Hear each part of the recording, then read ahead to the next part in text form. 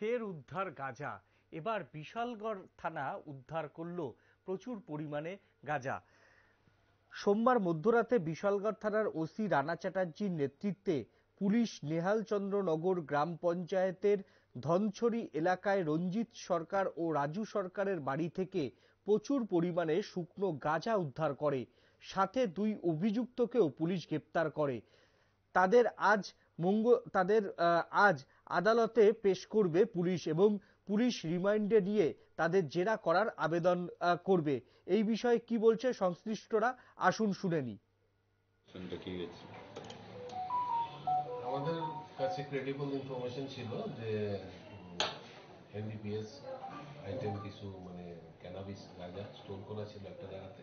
তো আমরা এখানে প্রতিনিয়তই এগুলির বিরুদ্ধে আমরা রেড আমাদের বিশালগড় পুলিশ স্টেশন জারি আছে। গতকাল আমাদের কাছে যখন ইনফরমেশন আছে আমরা ভোরের দিকে যাই ওই জায়গাতে। নিহালচন্দ্রনগরের আন্ডারে ধনীছড়া একটা জায়গা আছে, ওই জায়গাতে গিয়ে আমরা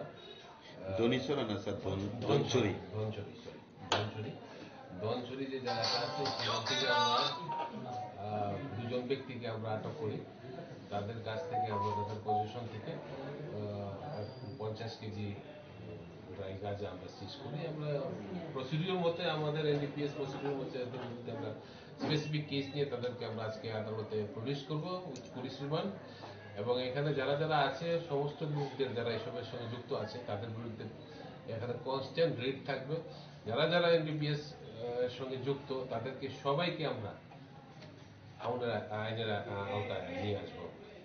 কতটুকু পাওয়া গেছে? কতটুকু পাওয়া গেছে? 50 কেজি।